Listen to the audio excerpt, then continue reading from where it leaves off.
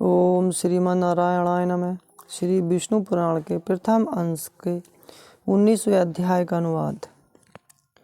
प्रहलाद कृत भगवत गुण वर्णन और प्रहलाद की रक्षा के लिए भगवान का सुदर्शन चक्र को भेजना।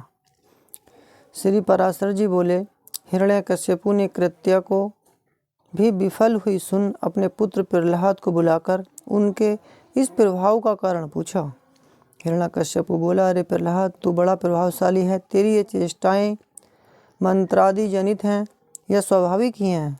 श्री पराशर जी बोले, पिता के इस प्रकार पूछने पर दैत्य कुमार प्रहलाद जी ने उसके चरणों में प्रणाम कर इस प्रकार कहा, पिताजी, मेरा प्रभाव न तो मंत्र जनित है और न ही स्वाभाविक है, बल्कि जिसके हृदय में श्री अच्युत भगवान का निवास होता है उसके लिए यह सामान्य बात है। जो मनुष्य अपने समान दूसरों का बुरा नहीं सोचता, हितात कोई कारण न रहने से उसका भी कभी बुरा नहीं होता। जो मनुष्य मन वचन या कर्म से दूसरों को कष्ट देता है, उसके उस परपीड़ा रूप बीज से ही उत्पन्न हुआ उसको अत्यंत अशुभ फल मिलता है। अपने सहित समस्त प्राणियों में श्री केशव को वर्तमान समझकर मैं न तो किसी का बुरा चाहता हूँ और न कहता हूँ या करता ही हूँ। इस प्रकार सर्वत्र शुभचित्त होने से मुझको शारीरिक, मानसिक, दैविक अथवा भौतिक दुख किस प्रकार प्राप्त हो सकता है। इसी प्रकार भगवान को सर्वभूतमय जानकर विद्वानों को सभी प्राणियों में अविचल भक्ति प्रेम करना चाहिए। श्री पराशर जी बोले, अपने महल की अट्टालिका पर बैठे उस दैत्यराज ने यह सुनकर क्रोधांध होकर अपने दैत्य अनुचरों से कहा। हिरण्यकश्यपु बोला, यह बड़ा दुरात्मा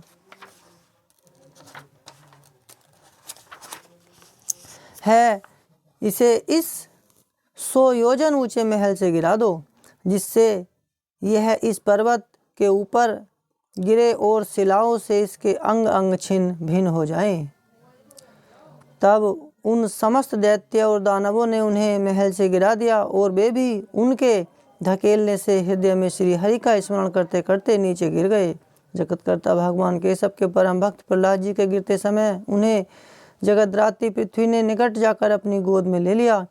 तब बिना किसी हड्डी पसली के टूटे उन्हें स्वस्थ देख दैत्यराज हिरण्यकश्यपु ने परम मायावी समरासुर से कहा।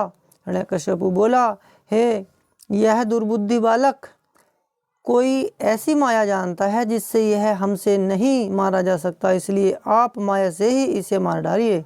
समरासुर बोला, है दैत्येंद्र, इस बालक को मैं अभी मार डालता हूँ। तुम मेरी माया का बल देखो, मैं तुम्हें सैकड़ों हजारों करोड़ों मायाएं दिखलाता हूँ।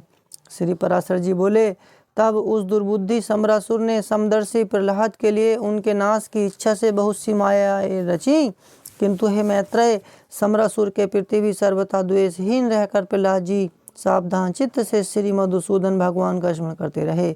उस समय भगवान की आज्ञा से उनकी रक्षा के लिए वहाँ ज्वाला मालाओं से युक्त सुदर्शन चक्र आ गया।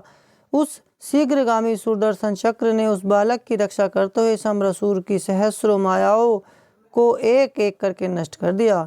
तब दैत्यराज ने सबको सुखा डालने वाले वायु से कहा कि मेरी आज्ञा से तुम शीघ्र ही इस दुरात्मा को नष्ट कर दो। अतः उस अति तीव्र शीतल और रुक्ष वायु ने, जो अति असहनीय था, जो आज्ञा कह उनके शरीर को सुखाने के लिए उसमें प्रवेश किया। अपने शरीर में वायु का आवेश हुआ जान दैत्य कुमार प्रहलाद ने भगवान धरणीधर को हृदय में धारण किया। उनके हृदय में स्थित हुए श्री जनार्दन ने क्रुद्ध होकर उस भीषण वायु को पी लिया, इससे वह क्षीण हो गया। इस प्रकार पवन और संपूर्ण मायाओं के क्षीण होने पर महापति प्रहलाद जी अपने गुरु के घर चले गए। तदंतर गुरु जी ने उन्हें नित्य प्रति शुक्राचार्य की बनाई हुई राज्य फल प्रदायिनी राजनीति का अध्ययन कराने लगे। जब गुरु जी ने उन्हें नीति शास्त्र में निपुण और विनय संपन्न देखा तो उनके पिता से कहा, अब यह सुशिक्षित हो गया है। आचार्य बोले, हे दैत्यराज, अब हमने तुम्हारे पुत्र को नीति शास्त्र में पूर्णतया निपुण कर दिया है। भृगुनंदन शुक्राचार्य जी ने जो कुछ कहा है उसे प्रहलाद तत्वतः जानता है। हिरण्यकश्यपु बोला, प्रहलाद, यह तो बता, राजा को मित्रों से कैसा बर्ताव करना चाहिए और शत्रुओं से कैसा, तथा त्रिलोकी में जो मध्यस्थ दोनों पक्षों के हित चिंतक हों उनसे किस प्रकार आचरण करें। मंत्रियों, अमात्यों, बाह्य और अंतःपुर के सेवकों, गुप्तचरों, पूर्ववासियों, संकितों जिन्हें जीतकर बलात् दास बनाया लिया हो, तथा अन्याय जनों के प्रति किस प्रकार व्यवहार करना चाहिए। हे प्रहलाद, यह ठीक ठीक बता कि करने और न करने योग्य कार्यों का विधान किस प्रकार करें। दुर्ग और आटविक जंगली मनुष्य आदि को किस प्रकार वशीभूत करे और गुप्त शत्रु रूप कांटे को कैसे निकाले, यह सब तथा और भी जो कुछ तूने पढ़ा हो वह सब मुझे सुना। मैं तेरे मन के भावों को जानने के लिए बहुत उत्सुक हूँ। श्री पराशर जी बोले, तब विनय भूषण प्रहलाद जी ने पिता के चरणों में प्रणाम कर दैत्यराज हिरण्यकश्यपु से हाथ जोड़कर कहा।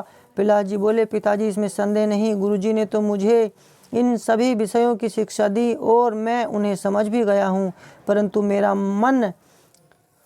परंतु मेरा विचार है कि वे नीतियाँ अच्छी नहीं है। साम, दान, दंड और भेद ये सब उपाय मित्रादि के साधनों के लिए बतलाए गए हैं, किंतु पिताजी आप क्रोध न करें, मुझे तो कोई शत्रु मित्र आदि दिखाई ही नहीं देते। और हे महाबाहो, जब कोई साध्य ही नहीं है तो इन साधनों से लेना ही क्या है। हे तात, सर्वभूतात्मक जगन्नाथ जगन्मय परमात्मा गोविंद में भला शत्रु मित्र की बात ही कहाँ है। श्री विष्णु भगवान तो आप में, मुझ में, अन्यत्र भी सभी जगह वर्तमान है, फिर यह मेरा मित्र है और यह शत्रु है, ऐसे भेदभाव को स्थान ही कहाँ है। इसलिए हे तात, अविद्याजन्य दुष्कर्मों में प्रवृत्त करने वाले इस वाग्जाल को सर्वथा छोड़कर अपने शुभ के लिए ही यत्न करना चाहिए। हे दैत्यराज, अज्ञान के कारण ही मनुष्यों की अविद्या में विद्या बुद्धि होती है। बालक क्या अज्ञानवश खगोत को ही अग्नि नहीं समझ लेता। कर्म वही है जो बंधन का कारण न हो और विद्या भी वही है जो मुक्ति की साधिका हो। इसके अतिरिक्त और कर्म तो परिश्रम रूप तथा अन्य विद्याएं कला कौशल मात्र ही हैं। हे महाभाग, इस प्रकार इन सबको असार समझकर अब आपको प्रणाम कर मैं उत्तम सार बतलाता हूँ, आप श्रवण कीजिए। राज्य पाने की चिंता किसे नहीं होती और धन की अभिलाषा भी किसको नहीं है, तथापि ये दोनों मिलते उन्हीं को हैं जिन्हें मिलने वाले होते हैं। हे महाभाग, महत्व प्राप्ति के लिए सभी यत्न करते हैं, तथापि वैभव का कारण तो मनुष्य का भाग्य ही है, उद्यम नहीं। हे प्रभु, जड़, अविवेकी, निर्बल और अनितिज्ञों को भी भाग्यवश नाना प्रकार के भोग और राज्य आदि प्राप्त होते हैं। इसलिए जिसे महान वैभव की इच्छा हो उसे केवल पुण्य संचय का ही यत्न करना चाहिए, और जिसे मोक्ष की इच्छा हो उसे भी समत्व लाभ का ही प्रयत्न करना चाहिए। देव, मनुष्य, पशु, पक्षी, वृक्ष और सरीसृप ये सब भगवान विष्णु से भिन्न से स्थित हुए भी वास्तव में श्री अनंत के ही रूप हैं। इस बात को जानने वाला पुरुष संपूर्ण चराचर जगत को आत्मवत देखे, क्योंकि यह सब विश्व रूपधारी भगवान विष्णु ही हैं। ऐसा जान लेने पर वे अनादि परमेश्वर भगवान अच्युत प्रसन्न होते हैं और उनके प्रसन्न होने पर सभी कलेश क्षीण हो जाते हैं। ओ